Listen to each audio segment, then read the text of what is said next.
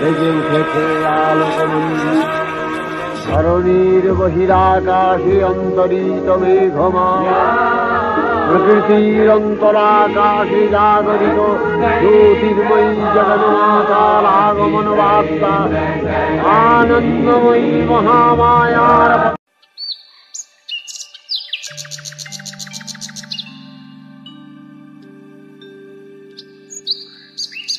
বাবা বাবা, আজ আমাদের দুর্গা পুজো ও নবরাত্রির জন্য স্কুল ছুটি পড়ে। আচ্ছা বাবা, এই নবরাত্রি কি? নবরাত্রি হলো দেবী দুর্গার 9 রূপের পূজা করা।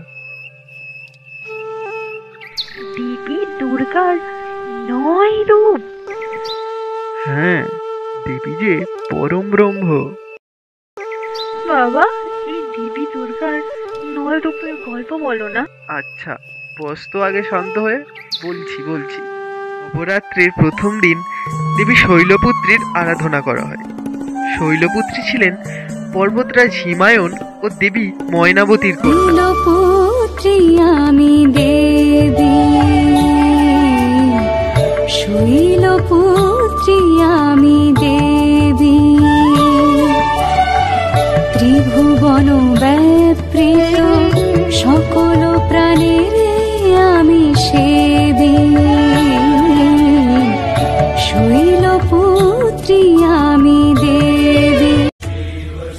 দেবী শৈলপুত্রী শৈশব থেকেই শিবকে প্রতিজ্ঞানে পূজা করতেন।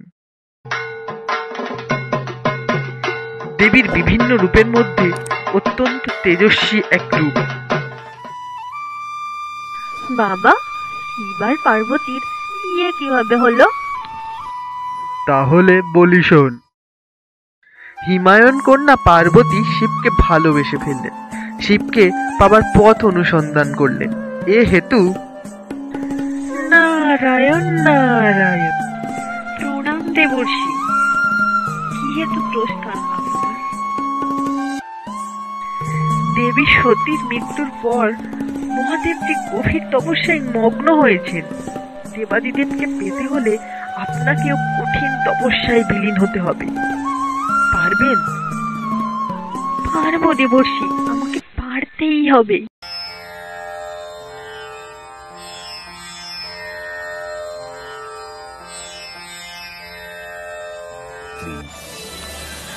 চোখ খোলো পুত্রী, আমি তোমার তপস্যায় ধন্য। বলো কি বর চাই? কি চাই না বলুন, কাকে চাই? আমি দেবাদিদেবকে পতি হিসাবে পেতে চাই দেব। তথাস্তু। ওম নমঃ শিবায়। ওম। চোখ খোলো দেবী। আমি তোমার তপস্যায় মুগ্ধ। এই বিবাহে আমার পূর্ণ সম্মতি আছে। আর যে ত্যাগ স্বীকার করে এই অসাধ্য সাধন করেছ, সেই ত্যাগের মূর্তি আজ থেকে মর্তে পূজিতা হবে দেবী ব্রহ্মচারিণী রূপে। দেবী ব্রহ্মচারিণী নবরাত্রির দ্বিতীয় দিন পূজিতা হন। মানুষের সুখ শান্তি সমৃদ্ধি কামনা করে দেবীর পূজা করে। এবার নিশ্চয় শিব আর পার্বতীর বিয়ে হয়ে গেল। হ্যাঁ, কিন্তু বিয়েতে বিশাল অসুবিধার সৃষ্টি হলো। কেন? কি হয়েছিল?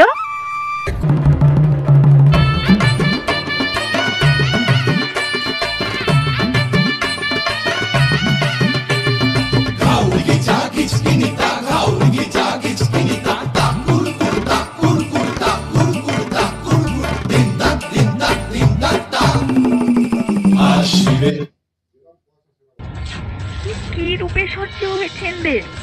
আপনার এই রূপ দেখিয়া মাতাজি জ্ঞান হারাইলে। এক্ষুনি আপনার এই রূপ পরিত্যাগ করুন। না দেবী, আমি যোগী শ্মশানবাসী। আমাকে এই রূপেই আপন করিতে হবে। তাহলে আপনি আপনার এই অঘরী রূপ পরিত্যাগ করবেন না? তবে আমিও দেবী চন্দ্রঘণ্টা রূপ ধারণ করব।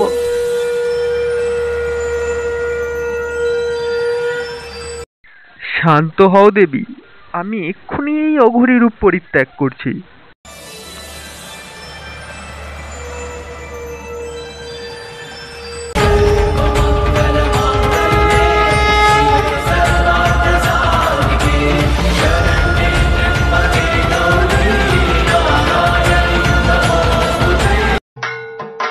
নবরাত্রির তৃতীয় দিন দেবীর তৃতীয় রূপ চন্দ্রঘণ্টার পূজা করা হয়। বাবা, এই বিশ্ব কি মহামায়ার সৃষ্টি? হ্যাঁ রে পাগলি, তাই তো তিনি জগৎ জননী।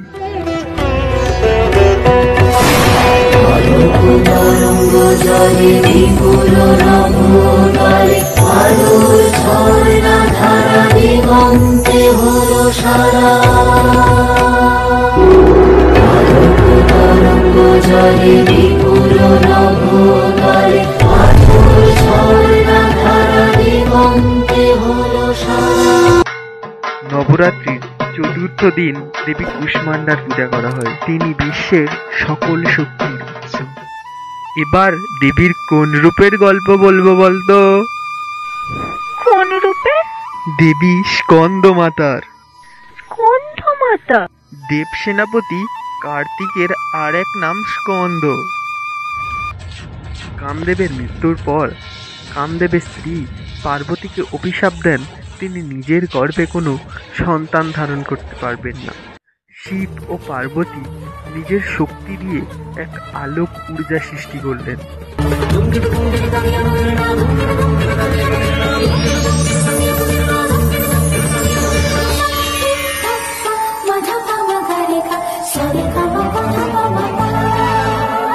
মধুরতি মধুমতি মধুবতী মধুরতি মধুর মধুর রসকা মধুর মিলনে প্রেম রস ভিয়ানে মধুর মধুর মধুর মধুর। সেই আলোক ঊর্জা থেকে সৃষ্টি হলো স্কন্দ অর্থাৎ কার্তিকের।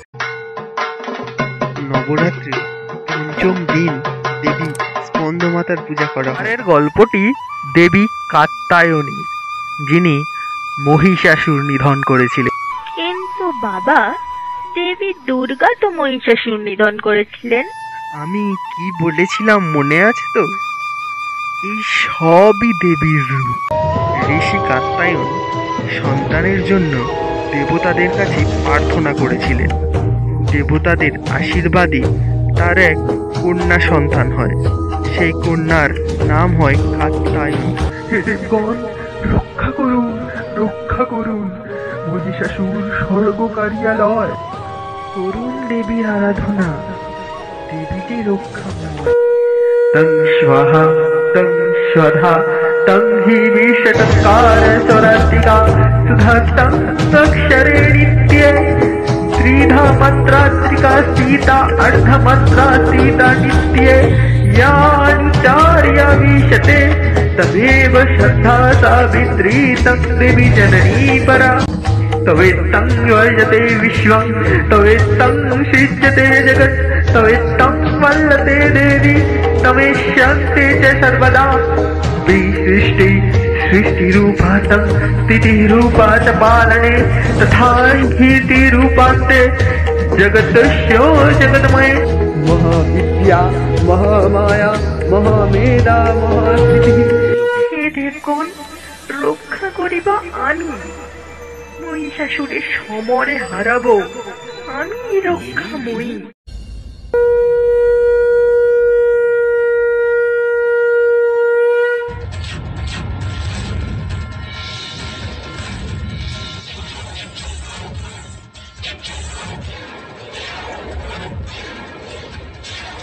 गर्जगर्जश खडं मूढ मधुर्जावत्कटम्बहं महत्तै हतत्रैव गर्जशन्तु देवता।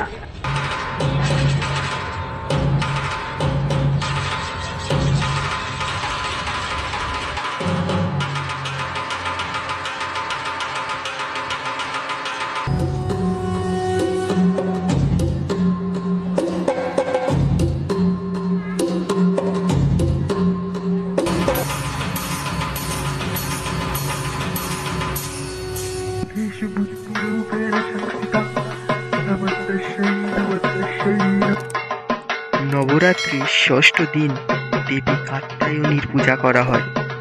এই দেবীর 4টি হাত, একটিতে তলোয়ার, একটি হাতে আশীর্বাদ করছেন, তৃতীয় হাতে রক্ষা করছেন, চতুর্থ হাতে পদ্ম ধারণ করেছেন। কালরাত্রি হলো দেবী দুর্গার সবচেয়ে ভয়ঙ্কর রূপ। এটা নিশ্চয়ই কালী ঠাকুরের গল্প, তাই না? হ্যাঁ, ঠিক ধরেছিস।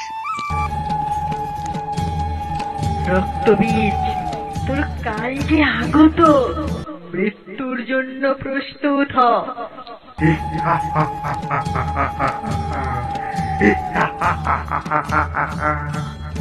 আমি রক্তবীজ, আমার এক ফোঁটা রক্তে হাজার হাজার সৃষ্টি হই। আমাকে হারাবে এক নারী।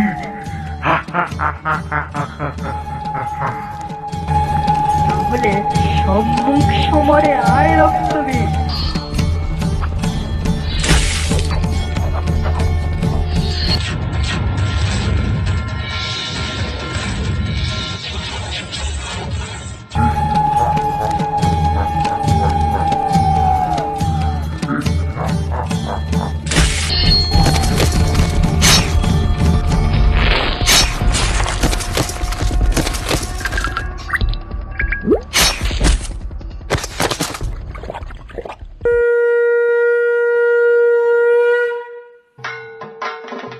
নবরাত্রির সপ্তম দিন দেবী কালরাত্রির পূজা করা হয়। এই দেবী রক্ত পিপাসু। পার্বতী যখন শিবকে পাবার জন্য তপস্যা করছিলেন, তখন তার গায়ের উজ্জ্বল রং তামাটে হয়ে যায়। এই কি পার্বতী, তোমার গায়ের রং যে তামাটে হয়ে গেছে রোদে পুড়ে। আমার জটার পবিত্র গঙ্গার জলে স্নান করে তোমার গায়ের উজ্জ্বল রং আবার ফিরে পাবে।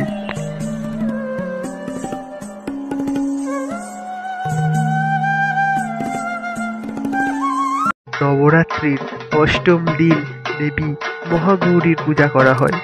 সম্পর্কের মধ্যে বিশ্বস্ততা অর্জন করতে এবং আজীবন বন্ধন তৈরি করতে এই দেবীর পূজা করা হয়।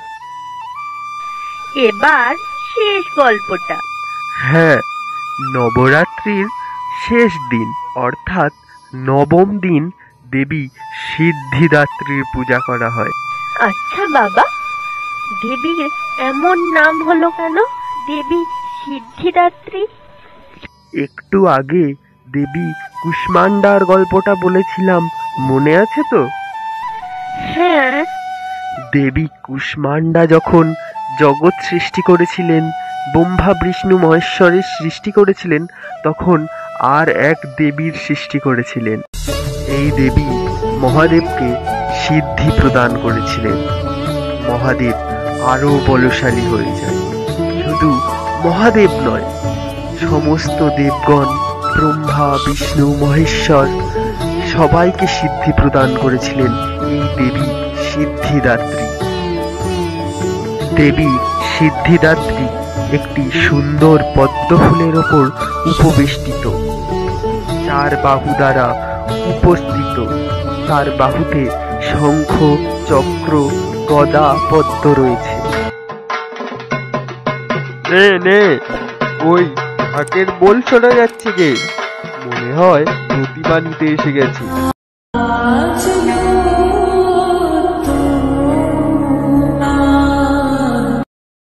শুভ মহালয়ার প্রীতি ও শুভেচ্ছা। ভিডিওটি কেমন লাগলো তাড়াতাড়ি কমেন্টে জানাও। লাইক, শেয়ার, সাবস্ক্রাইব করতে ভুলবে না একদম।